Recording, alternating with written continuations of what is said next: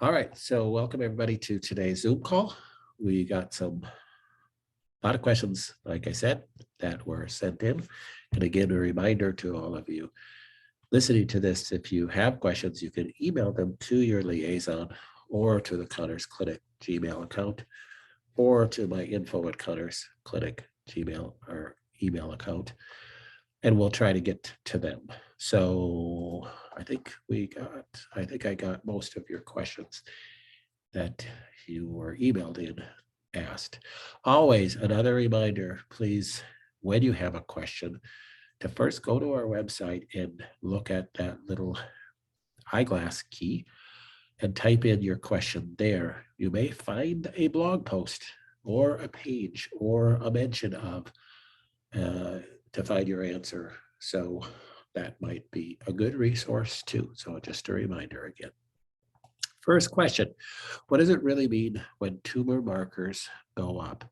And do tumor marker labs increase during heavier detoxification? So again, if you don't know what tumor markers are, go back to here and search tumor markers, and you'll find a blog post about tumor markers. But what does it mean when tumor markers go up? So we'll talk through that a little bit so you guys understand. So tumor markers are, get to where I can type in here. Tumor markers are a enzyme that some cancers give off. So some cancers give off this enzyme, and that can be picked up on a blood test. There's multiple tumor markers. Could go to the back to that blog post to learn about what tumor markers are. But that enzyme then can be elevated if a cancer is growing. So one way that could be an indication that you possibly have a cancer, if you don't know you have cancer, if you did a tumor marker test and you have elevated tumor markers, you better start looking for, do I have cancer? There's other reasons why tumor markers can go up. So, but if you have cancer and you did show elevated tumor markers at one point in time, then you could utilize tumor markers as an indication, as one of the indications that there could be cancer that's growing. So one of the reasons why tumor markers can go up is that your cancer is growing. So that's not the reason that we all want to hear, but it is true. So tumor markers can go up if the cancer is growing. So that's why you do that test. So you go, wow, maybe it is. So, but that being said, you have to take that test and weigh it against other findings. So one test isn't a diagnosis, and one test doesn't tell us everything. So you weigh it against subjective findings. How are you feeling? I feel great. I've been running 5 miles a day, and I have no decrease in energy, no decrease in appetite, but my tumor markers went up. Could be that your cancer is growing and you haven't felt it yet, but you have to use, the accumulation of data when you make a decision in your treatment plan. Tumor marker goes up and you're feeling great. Could be, just the tumor marker went up. Could be another reason why the tumor marker went up. If you take that data, my tumor marker went up, plus my fatigue is worse, I don't feel good, the tumor feels like it's growing. If you have a palpable tumor, you weigh it out with other data. If that's true, then we want to make sure that, at least from our clinic perspective, we want to do some retesting. So doing some retesting in our clinic, we would get another cheek swab done for sure. So if your tumor markers are going up, let's check your cheek swabs. Remember, we're just doing everything we possibly can, and that's our promise to you. We will do everything we possibly can to make changes in your body. So sometimes we do everything, you do everything humanly possible, and your cancer still grows. It's just a fact of life. Sometimes we need to constantly be tweaking things. So cancer is constantly trying to find a way to grow, and we have to do everything we can to make changes in that. The second reason why a tumor marker can go up is the cancer is dying. So if cancer is dying, then your tumor markers will go up too, because it's an enzyme released by a cancer. If the cancer is dying quickly, then it can spill out more of those enzymes and you can have a rise in tumor markers. Well, how do I know? How do I know if this is a good thing, a good sign that the tumor markers went up, or a bad sign that the tumor markers went up? Well, there isn't a perfect way to know, but you measure it with other tests, subjective and objective tests. The subjective test would be, how am I feeling? Things that we discussed. Is my fatigue worse? Is my appetite worse? How are my bowel movements? You look at all your subjective findings, and there's other objective tests you could do. I'm going to also do the Navarro test. I'm going to do a CT scan. I'm going to do an MRI. I'm going to do things like that. So you look at those things. Remember, with any laboratory work, there is a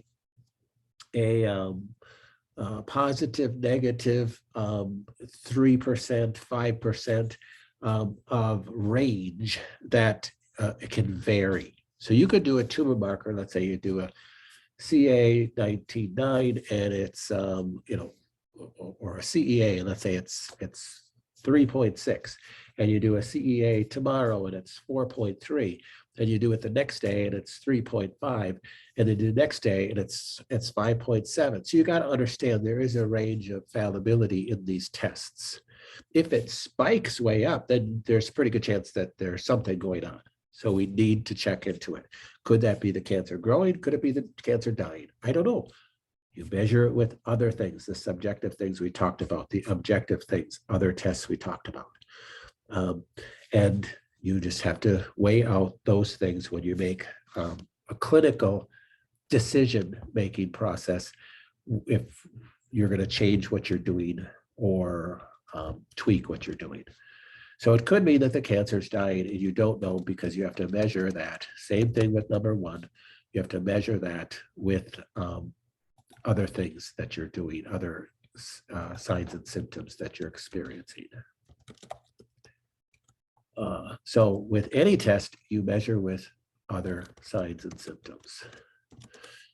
And number three, a cancer marker can go up for other reasons. Let's say you're measuring CA 19.9. Well, CA 19.9 is commonly elevated even with non-cancer patients. It can be elevated with bile obstruction, for instance. So bile obstruction can raise CA 19.9. If you have pancreatic cancer with bile obstruction, you're going to have raised levels of 19.9, even if the pancreatic cancer isn't growing. So there's other reasons that a tumor marker can go up as well. And then lastly, it can be just test error. So if your tumor markers have gone up and you're like, boy, I feel great, I don't know why this has gone up, it might be good to wait a week or so and run the test again. Just see if it comes back differently. If it's still just as elevated or even more elevated, then maybe start doing some more investigation if there's something else going on. To answer the second half of this question, do tumor marker labs increase with heavier detox phases? Not really, but again, that would go back to if you are doing a lot of work in detoxing different therapies that you might be doing, saunas, different coffee enemas and different things like that. You could be falling into the number two here, that the cancer is dying, and that's raising the tumor markers as well. Okay, next question. After the last cheek swab, I was supposed to start artemisinin solo. Excuse me, that's a brand that we have. I was supposed to stop artemisinin solo. Will this be harmful to start it again, since I need it with the reacted iron? So this person is, I believe, talking about the iron protocol. So if you have to take iron supplements because you have low iron, low hemoglobin. So if you have a low hemoglobin or low iron, excuse my throat, then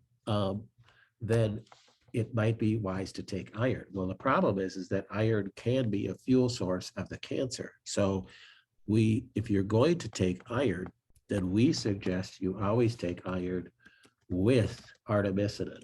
So yes, if artemisinin didn't test necessarily for your cancer, still take artemisinin with iron. The reason is that artemisinin typically tags with iron. So if iron is being used as a fuel source for the cancer, then the cancer will suck up artemisinin directly. You're using iron basically to drag artemisinin to the cancer. If the cancer is feeding off of iron, and you could help kill the cancer. So still do the artemisinin with the iron protocol. Yes. I'm still having abdominal gas pain, but during this heavy detoxing phase, suggestion for relieving gas. So remember, gas is caused from fermentation of carbohydrates in your gut. Now, this happens with everybody. Nobody doesn't have gas, but you can have like excess gas. This is something wrong. Oh my gosh, I got the worst gas in the world. What should I do? You got to look at, how am I digesting carbohydrates? Am I digesting carbohydrates well? So if I'm not digesting carbohydrates well, I will have excess gas. So what do you do to help digest carbohydrates? Well, understanding how carbohydrates are digested. So carbohydrates are digested mainly through, initially through the enzyme that's released in your mouth as you chew a carbohydrate. So you're chewing your food, you are releasing ptyalin from your salivary gland that's starting to digest carbohydrates. Then carbohydrates go into your stomach, and HCl in your stomach is digesting carbohydrates. When people have excess gas, often it's from they're eating excess carbohydrates, but they can also have excess gas because they have a deficiency in HCl. So my first step, if I have a lot of excess gas, is to start taking an HCl, hydrochloric acid supplement, with your meals. So if you take HCl with your meals, you're going to have a better chance of better digesting carbohydrates. So we always recommend the HCl zyme because it has a digestive enzyme also that helps digest carbohydrates. So taking an HCl zyme with your meals can help break down carbohydrates so you have less gas formation in your gut. You can also have excess gas for other reasons. You can have a dysbiosis of your gut, meaning an imbalance in different healthy probiotics in your gut, healthy microorganisms in your gut, this imbalance. So those are producing excess gas, and diaphthose is producing excess gas. So you can get gas when you're doing detox if you're dealing with that. So another product to think about if you're not taking that is to change from the fiber, like sun fiber, decrease sun fiber. So you're decreasing your consumption of that. Or if you're taking sun spectrum, decrease sun spectrum and change to using an SBI Protect. So SBI Protect will more clean the gut out. That fiber can break down and cause more gas production. So that's another thing to look at. So two major components there: increase HCl with your meals and change from a fiber supplement. So if you're taking sun fiber or sun spectrum, lay off of that right now and go on an SBI Protect product, which is going to help kind of sweep the gut and clean up the gut. And then lastly, think about adding a probiotic if you're not taking a probiotic. So those would be the three main things if you're dealing with a lot of gas. I'm still dealing with queasiness, which makes it difficult to eat. I've been doing ginger tea that could help ease it. Do you have any other suggestions? So queasiness, And nausea, there's another nausea question in here that we could address at the same time. Is very difficult, can make it very hard that you even want to eat anything. And that can lead to cachexia. So we don't want that. We don't want people losing too much weight. So yes, ginger can be very helpful. When I had this, maybe not to the degree that some other people are having it, but it just bothered my stomach really bad. I used a product, an essential oil from Young Living that was called Digize. That helped me. Now I know other people don't like that because it's too strong, but it is a strong oil. I put a drop on my finger. I just put it in my mouth. I did that multiple times a day. I carried Digize in my pocket for a long time. That really helped me. There is the not now nausea spray that other people have used. I did not use that because the Digize worked for me. But that would be another product to try. Sucking on ginger chews can be helpful. You can get ginger chews at even at Target. It's mainly sold for expecting mothers with pregnancy sickness. So that's another thing to do. So anything that can calm down your stomach, peppermint can work for some people as well. So think about adding peppermint as a supplement as well to using peppermint tea or peppermint essential oil as well. That could be helpful. There is a nausea program on the Rife. I haven't found that to be super effective though. Still dealing with hip pain, but not constantly. CBD THC tincture has not helped. I've tried your Limitless Beat product. That didn't really help either. I've noticed, I've not tried the CBD pain tincture. Do you think it might help? If the CBD didn't help, the CBD pain tincture probably won't help. So I don't know if I'd go that route. Part of the pain appears to be muscle, so it's been doing massage in that area. Hot baths can bring about some relief too. I would think about doing Epsom salt baths. That can be helpful as well. If you have, so other things to think about with pain like this is using some other modalities. So think about using a TENS unit. So a TENS unit is transcutaneous electrical neurological stimulation. It's used for chronic pain like chronic disc patients. TENS unit, you can buy it from our site. I think they're like $40. It comes with little sticky pads. They're meant to be used 24/7 if the person wanted to. Typically, they get to be a little irritating after a day's use. So you turn it off for a while and you can turn it back on. But they just run on a battery, a 9-volt battery. They last forever. They're great little units to break the pain cycle. What those do is they stimulate endorphins and enkephalins. Endorphins and enkephalins help break the pain cycle and can be really helpful. Other things that you can do for the pain is other types of electrical stimulation. So if you go to a chiropractor, they could do Russian stim or other EMS type modalities. If you have ability to use a PEMF, a pulsed electromagnetic field therapy, can be very helpful for pain as well.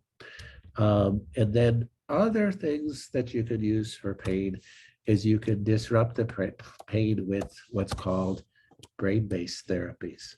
So brain-based therapies is understanding the neurology of pain. So the neurology of pain is that you have something that's irritating a tissue, firing a pain receptor. So you have different receptors in your skin, in your tissues. One of those receptors is hot and cold. One is vibration. One is pain. One is actually surface touch, like a tickle or a stimulus, and then deep touch, which would be pain. So those pain fibers fire back in through your nerves into your spinal cord, They actually cross in the spinal cord, and there's actually another connection there in the spinal cord that we'll talk about in a second. And then it fires all the way up the spinal cord to the brain and to the parietal lobe, telling your body that you have pain. You could interrupt that cycle a couple of different ways. So one brain-based therapy for pain would be stimulating other receptors. So stimulating other receptors would be like I said, there's vibration receptors, and there's hot and cold receptors. So there's temperature receptors. There's one of the advantages we talk about using cold therapy on a pain that is to decrease inflammation. Yes, cold will decrease inflammation, but cold actually stimulates hot and cold receptors. So cold therapy, putting an ice pack on a spot, can help with pain. But some people go, goodness sakes, that actually makes my pain worse. If I put a hot pack on it, it makes it better. That's why doing hot baths or Epsom salt baths can be really helpful. So you're going to have to try whether hot or cold, or alternating hot and cold can be good to help with pain. Using vibration, and you don't have to use vibration over the pain, especially if you have a musculoskeletal source of pain, let's say a damaged muscle or a broken bone, you wouldn't put vibration over it, but you can vibrate another area, typically downstream neurologically from that area. Meaning if it's hip pain, you'd put a vibration down at your foot, or you'd put your foot on a vibration pad, or it could be the other foot on a vibration pad. So you're stimulating the neurological pathway that's basically competing with that pain pathway. And so that's one thing that you can do for using brain-based therapy. The other thing you can do is you can stimulate the at a higher level in your frontal cortex. So your frontal cortex is your frontal lobe of your brain that's right behind your temple, not your temple, but right behind your forehead. So that is your executive of the brain. That's how you think thoughts and make decisions. By stimulating your frontal cortex, it actually fires a pathway back to the parietal lobe and can inhibit pain. That's why, so if you're in pain, you hurt yourself, but you're concentrating on something else, that pain seems to go away or be diminished. It's because of that pathway. So God created this frontal parietal link pathway to inhibit pain so that you can concentrate on doing something else in the midst of a crisis. So likewise, you could utilize that frontal cortex to stimulate pain. So how would you do that? You have to do novel activities. So novel activities, new things. So how are you stimulating the frontal cortex through novel activities? If you're studying something you haven't studied before and you're learning something new, you tend to get lost in the moment and you don't feel the pain. Well, it's actually that pathway that's being stimulated. Well, how practically can you do this? Well, one of the most practical ways that you can stimulate novel activity is doing jigsaw puzzles. Jigsaw puzzles are everything. You might have done this puzzle 5 times, but every time you look at it, it's new. And you try to figure out where this piece goes. And oh yeah, it goes to the whatever house over here. And you're doing this 1,000-piece puzzle. That could be a phenomenal way to help decrease pain. I know it seems really weird, but you're stimulating these pathways. So by stimulating the frontal lobe, you're inhibiting the parietal lobe. Not to get too technical, by stimulating the frontal lobe, you're inhibiting the parietal lobe. The parietal lobe is where you feel pain. We could have a whole class on just how to deal with pain, but that is one thing that can be really, really helpful. All right, is it okay to do vitamin C, IV vitamin C without doing a cheek swab? Yeah, absolutely. You can do vitamin C IV without doing a cheek swab. You can do anything you want to do without doing a cheek swab. It's your choice. So remember, the cheek swab is just our way of testing whether that's going to be beneficial for you. But if you believe that God's leading you in that direction, by all means, go in that direction. You don't need our permission. So we're just your coach. We're just somebody that's praying about your case specifically and praying about what's best for you specifically, but you're hopefully doing that as well. And if God's leading you a direction, to take this supplement or not take what we told you to do, by all means, be obedient to what God's telling you to do. I want you to be obedient to him more than I want you to be obedient to me, for goodness sake. So absolutely. What do you think about the Hoxie Biomedical Center in Tijuana? I had a call with them. I was interested in their internal Hoxie treatment. Do you know anything about them? Are all the supplements I'm taking with you equivalent to their formula? I'm going to do a consult with them. Well, we do Hoxie, and we use Hoxie-like formula in testing, and we utilize their herbal formula, but they might be right for you too. So again, this goes back to the other question. If you believe God's leading you in that pursuit, then by all means, listen to him and follow his leading. I'm not here to say anything bad about any other, clinic that God is leading you to do. So by all means, that could be complementary to what you're doing with us too.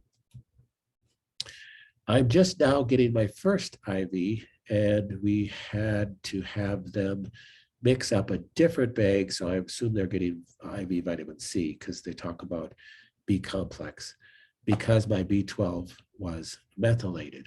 Was this correct? And can you tell me why I don't want methyl B12? So yeah, so methyl B12. So there are multiple forms of B12 on the market today.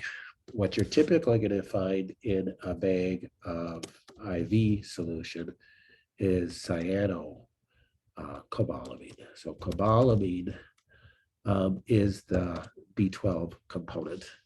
Did I spell that right? I don't even know anymore. Cyano is the type of cobalamin that it's bound to. This is a synthetic cobalamin, and typically this is going to be in all IV solutions, unless you go to a clinic where they're formulating it themselves. The other form that everybody talks about and has been so hot to trot on the market is methylcobalamin. So methylcobalamin has been the hot item in the nutritional circle since genetic testing came out, and everybody is tested for the MTHFR gene defect. So the MTHFR gene defect is methyl tetrahydrofolate reductase gene. So that's a gene that, oh my gosh, you have the C677 defect or the 1280 defect, and we need to get you on methyl groups right away. So we're going to put you on methylcobalamin and methyl tetrahydrofolate. And people have been often over methylating. So they're using supplements with methyl groups in it. And true, if you have a MTHFR defect, you can be an under methylator. You can have issues with being able to methylate. So what is a methyl group? A methyl is a carbon with 3 hydrogen atoms, and it's necessary to make these methyl groups because they're needed in your cells and they're needed in your body. So one of the things that methyl groups do is they silence genes, they turn genes off. The problem with that, with cancer patients, we don't want to silence tumor suppressor genes. So you have different genes in your body that when you have a growing cancer, these genes will turn on. They're called tumor suppressor genes. The BRCA genes are one of the tumor suppressor genes. The P53 genes are tumor suppressor genes. These are families of genes. These are very important genes to turn on to help your body kill cancer. So when a person has defects in these tumor suppressor genes, well, they're not going to be turning on an immune response to kill cancers as well as if you didn't have defects in those genes. Well, likewise, if you're taking a ton of methyl groups, you are going to be silencing these genes even if you don't have defects in it. So we don't want our cancer patients taking methylfolate or methylcobalamin, at least not very much of that. You're going to get adequate methyl groups in your diet. So we suggest that you take a hydroxycobalamin or a adenosylcobalamin. So those are what we typically recommend that a person take when they're taking B12. Also, I'm thinking I may have cachexia as I'm really skinny and what I could do. So skinny is not the thing, is are you losing weight? So cachexia is defined as you're losing 2 to 4 pounds a week and you can't put the brakes on it. So if that's the case, you make sure you make an appointment with me right away. So if your weight is stabilized and you're not losing any more weight, but you're definitely underweight, keep doing what you're doing. But definitely if you're losing weight, make an appointment with me.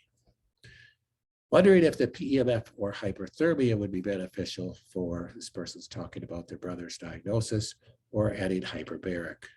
So we do test for these things, but even though we test for them doesn't mean that they wouldn't be beneficial. Yeah, it'd be beneficial if you're doing a whole bunch of different stuff sometimes, but it also you have the counter benefit of if it's consuming your life and you can't even live and enjoy life, well then that's not good either. If you have brain cancer, PEMF tends to not be the tool for you, nor does hyperthermia, though you can use hyperthermia on your liver, not on the cancer. Hyperbaric, if you have brain cancer, hyperbaric is a therapy of choice.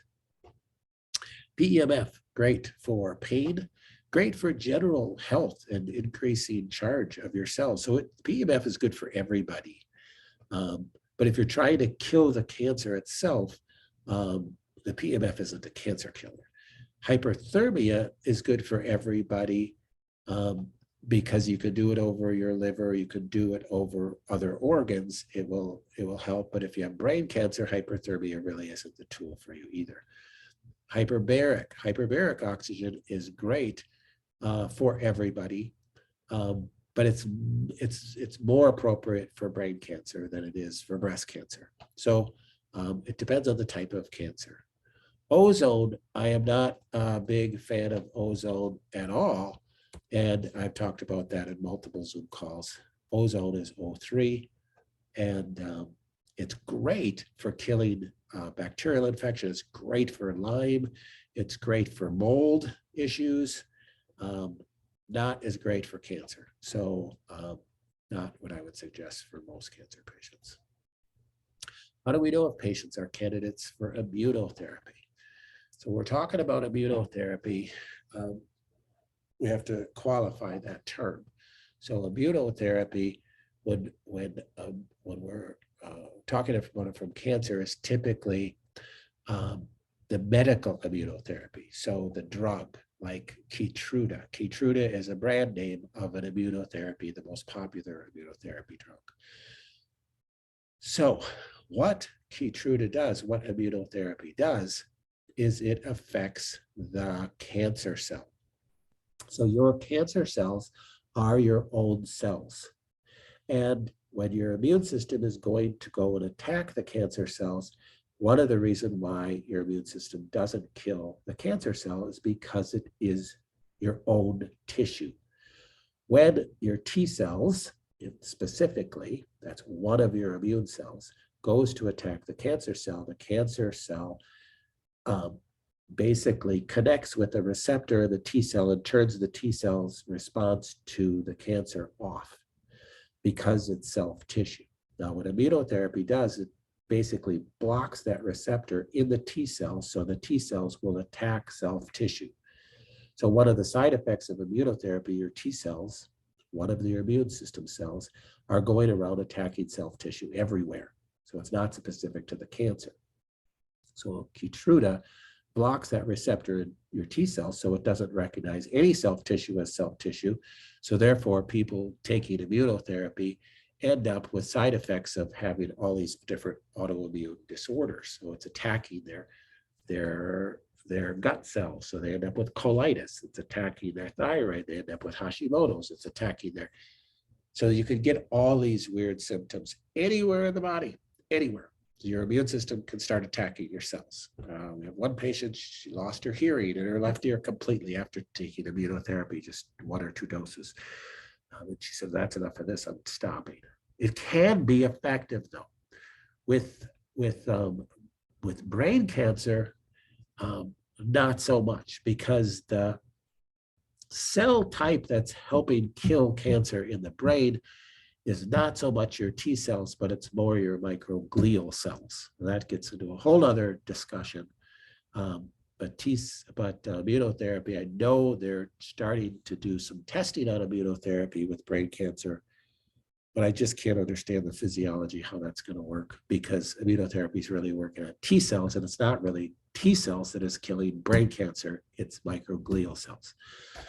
So, but I'm very for immunotherapy if they think it's going to work. Now, you do have to get, with most cancers, you have to get this test done to see if you have this type of cell type and gene type that immunotherapy will actually work with. If you don't, you're not even a candidate for immunotherapy.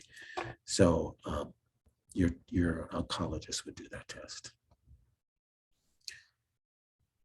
This goes back to our nausea question. Extreme nausea, extreme fatigue, threw up 4 times on Saturday, felt weak. Please be praying for this person. I've been in that type of state before, and you feel like you're not going to make it. So this person needs all the prayer in the world. So without knowing that person's name, God knows this person's name. So I ask that everybody be in prayer for this person. But you don't give up. So when you're in this state, you don't feel like taking your supplements. So the question here is, this person has not been taking their supplements, and they feel like that their failure, and they're not really helping themselves if they're not taking their supplements. Don't think that way. Just keep doing the Rife, keep doing your foot bath, keep doing your other things that you possibly can do. Don't worry about taking your supplements right now. So just want to encourage you to just don't give up. You just keep doing everything you possibly can. Don't beat yourself up, but don't think that you're not doing everything you can because you're not taking your supplements. The supplements are just one piece of your care. So don't worry about that. There's times that I went a week without being able to take anything. I just felt like I was going to lose my cookie. So I just did not take anything. So that's okay. So we talk about in other blog posts about pulsing your supplements. So there can be times where it's good not to take it. You can just kind of pulse things. So don't worry about that. Make sure you reach out. I know Ann will be calling you too. So we should have a chat. Are you familiar with zappers, specifically the Don Trex zapper? This person is wondering if this would be beneficial to him or others. Zappers are fine to use if you want to use it. They're to me, I don't have a zapper. I used to have one. I played with it for a while. I don't use a zapper. You have a Rife machine, like 1,000 times better than a zapper. So, but there's lots of tools out there, but that's a good question. So I'm not a big fan. All right, so some questions that came in on the chat. Prepping for my next go around with COVID. Planning on nebulizing hydrogen peroxide, which you already said was okay for me. Okay to add Lugol's solution. Several practitioners, so Lugol's solution is iodine. Several practitioners say Lugol's is essential, so I want to add it to my plan if you're okay with that. Yes, that should be fine too. Next question. I know caffeine and alcohol interact with natural therapies.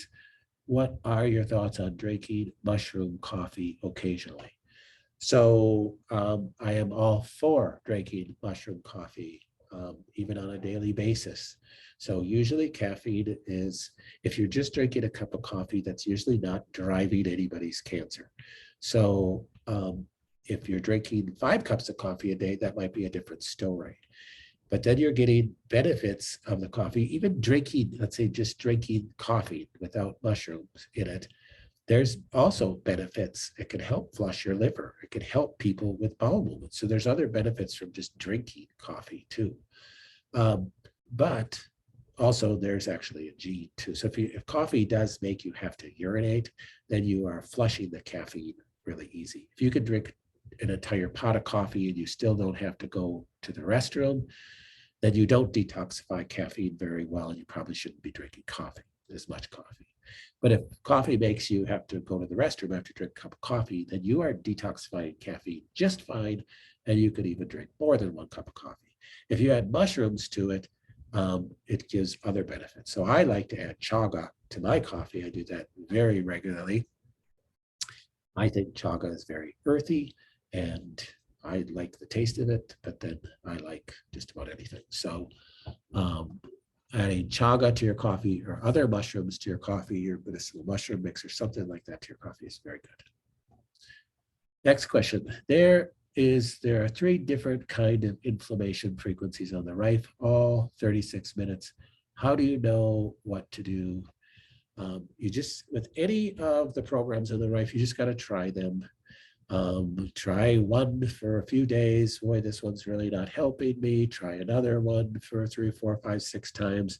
Oh, this one seems to help a little bit more. Try the other one. Oh, this one doesn't help me at all. I'm going to go back to the second one. You just have to try things. These are frequencies.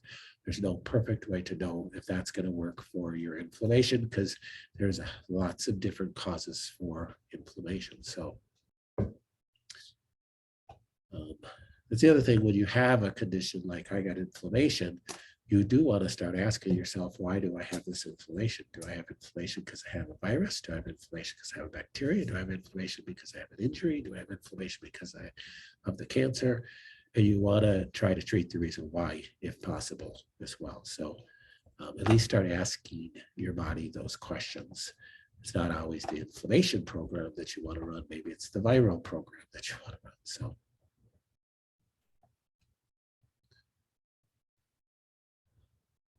all right, any other questions?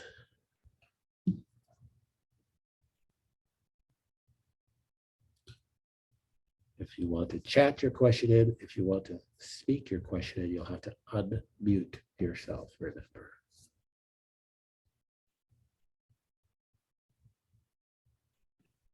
I have a quick question. So if I have like a cold, as I do right now, do you recommend running the frequency for that overnight instead of doing my regular like cancer protocol? And if so, then what day would I go back to once I go back to like my regular protocol? That really depends on the state that somebody's in. So if you're doing really good and you're in a relative state of remission, you're doing really well, you certainly can, skip that day and do a different protocol, depending on if you're dealing with some other illness, for sure.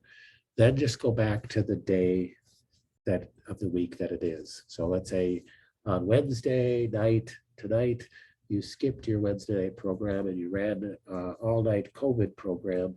And then on Thursday, you go back to your Thursday program. That's just fine. Remember, your programs are not sequential. They all stand on their own. So there's nothing wrong with missing it. Just go back to the night of the day of the week that it is.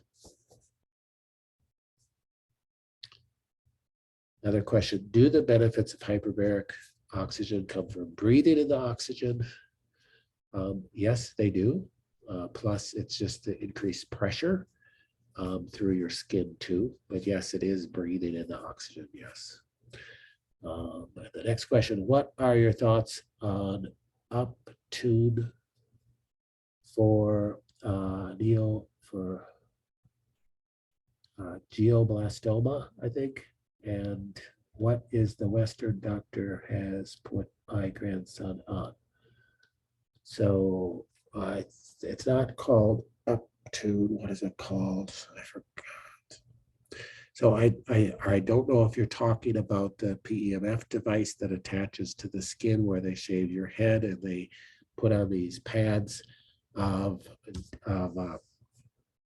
that are sending a frequency across the brain to interrupt with cell meiosis.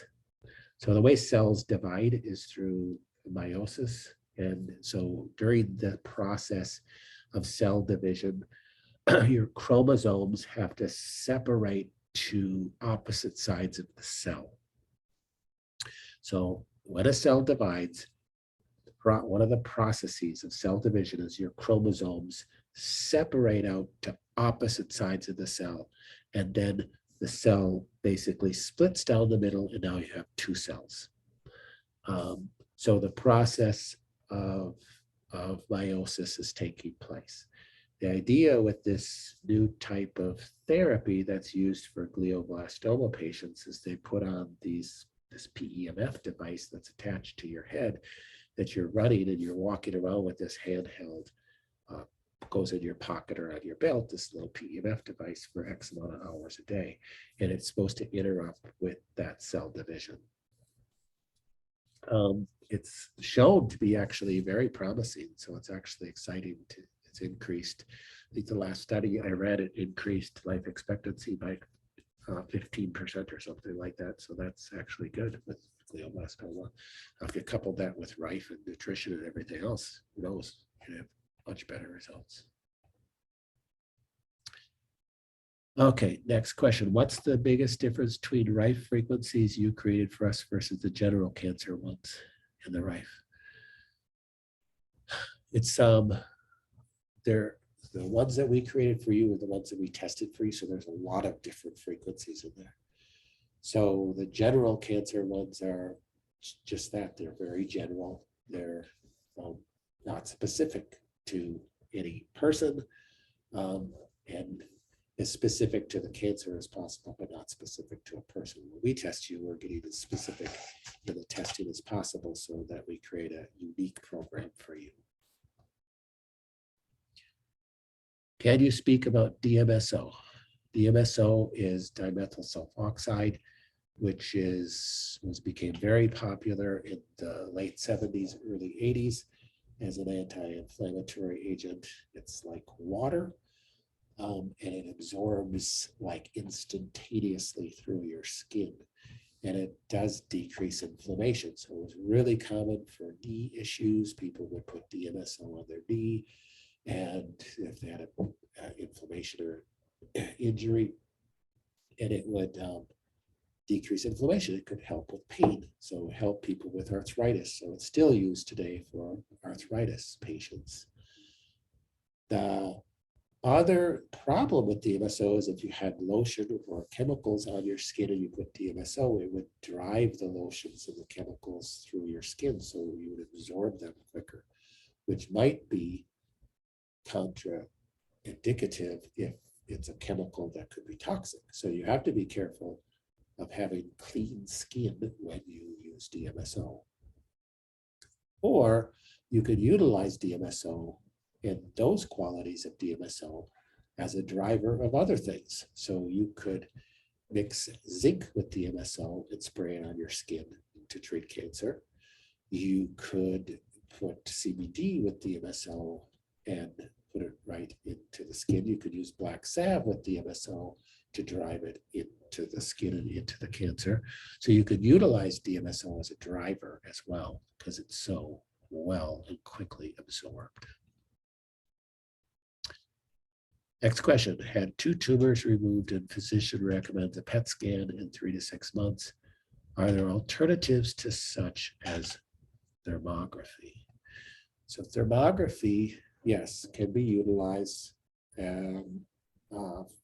for indication of issues as well, depending on what kind of problem you have. So thermography really shines with breast cancer. Thermography really shines with head and neck cancers. Thermography doesn't really shine for abdominal or colorectal, things like that. Not really. So, but you got to remember, any test sits on itself. So thermography is a great screening tool to tell us how we're doing, and if there's new growth, possibly new activity, higher metabolic rate. But it isn't necessarily a substitute, nor is PET scan a substitute for thermography. So PET scan has invasive qualities that aren't necessarily beneficial. Thermography is not invasive. So thermography you could do every day. There's no damage. You're just taking a picture of the body. So thermography would be the most optimal screening tool for breast, for head and neck issues, also for neurological issues as well. But it's not going to be a perfect substitute for a PET scan, and you can't compare thermography with a PET scan if you're trying to compare apples to apples. They're different tests. But yes, thermography can be a substitute in those type of cancers I mentioned. Next, are you aware of any out-of-the-box thinking medical oncologists in the Midwest? Nope, sorry. I don't mean to be cynical there, but the truth is if you're an oncologist working as an oncologist in the United States, you're really, for sake of a better term, you're really bought. If you're going to go outside the box thinking and do different outside the box thing, you're going to have your own clinic, because you will be in trouble. Your license is going to be in trouble. Most outside the box cancer clinics are not run by oncologists. They're run by medical doctors or other doctors that are maybe have given up their license, like me. I mean, when I had my license, I was so attacked by the board. That was the most stressful time of my entire life, because they're judge and jury over you. And it was just horrific. They accused me of everything under the sun, and I had to admit to things I didn't even do in order to keep my license, because I thought I needed my license in order to practice. Well, I realized I didn't, and I didn't need to admit to things I didn't do. So I have things on my record that I didn't even do. But that was a long time ago, and God used that to drive me to take care of cancer patients solely, and to give up my license and give up that side of my practice. So God always gets the glory in these things. With that being said, for an oncologist to be an outside the box thinker and such, they'd really have to do the same thing and give up their practice and move to an alternative type practice on their own. And most of the time have to give up their license, because the board would be after them constantly. So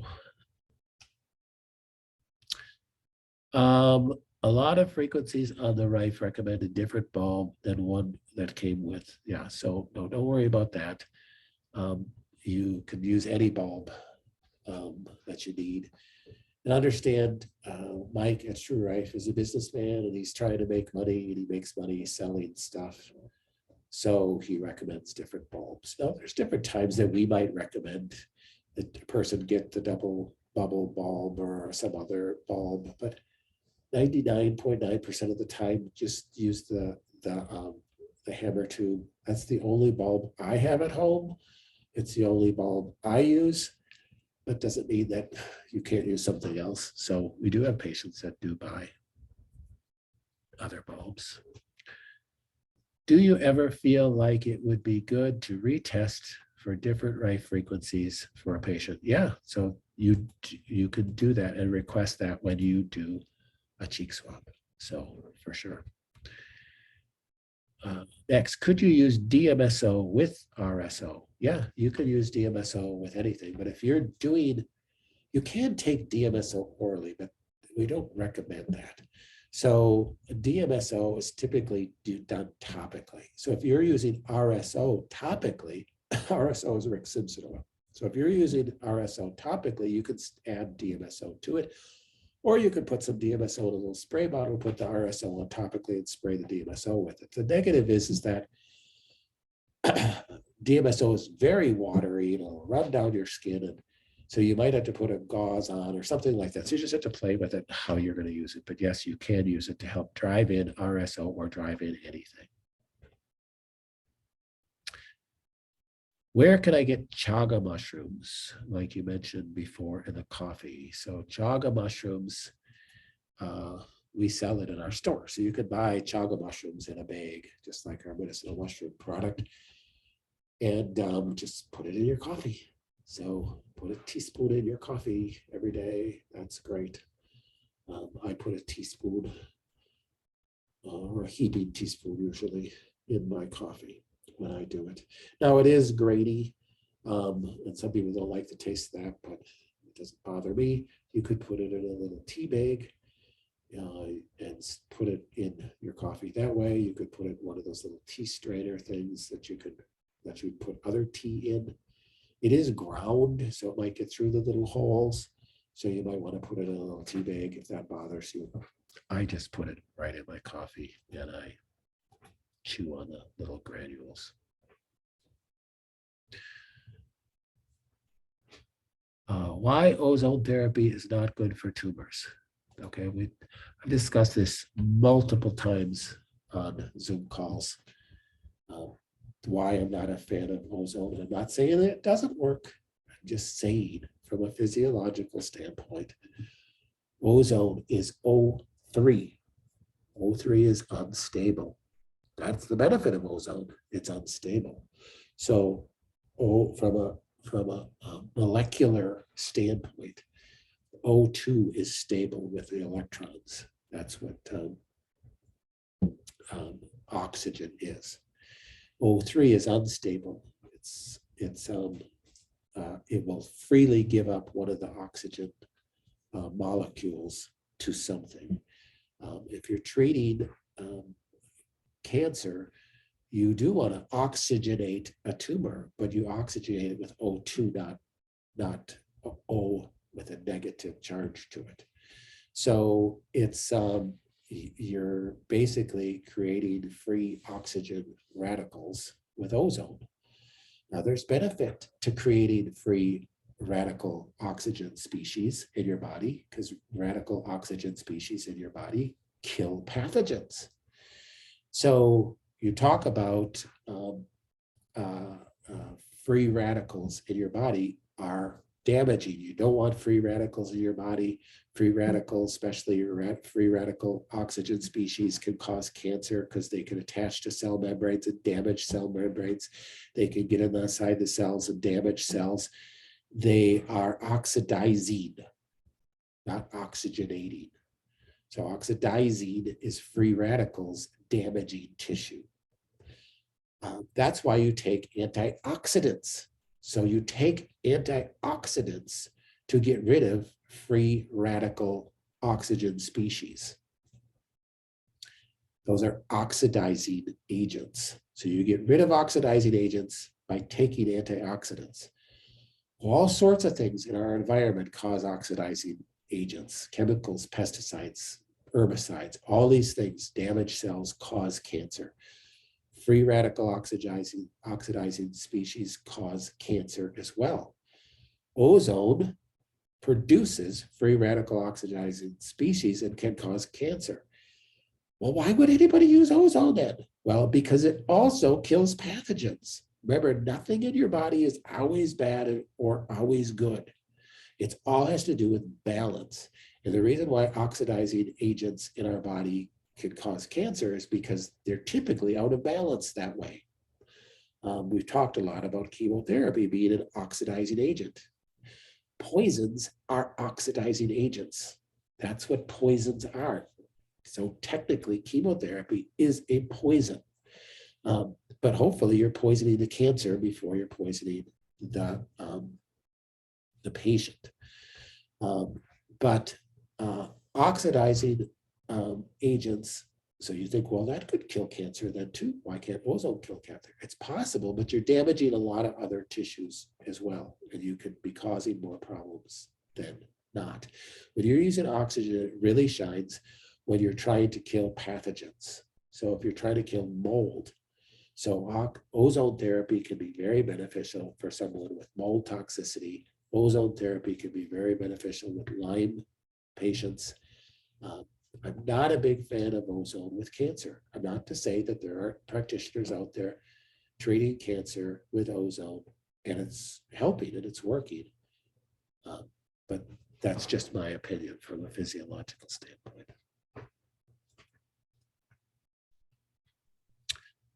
All right, I'm gonna have to say goodbye for tonight because I don't know if my voice is gonna work any longer. So I ask that you guys all take some time on a daily basis and pray for all the patients that we have. Pray for our clinic as well.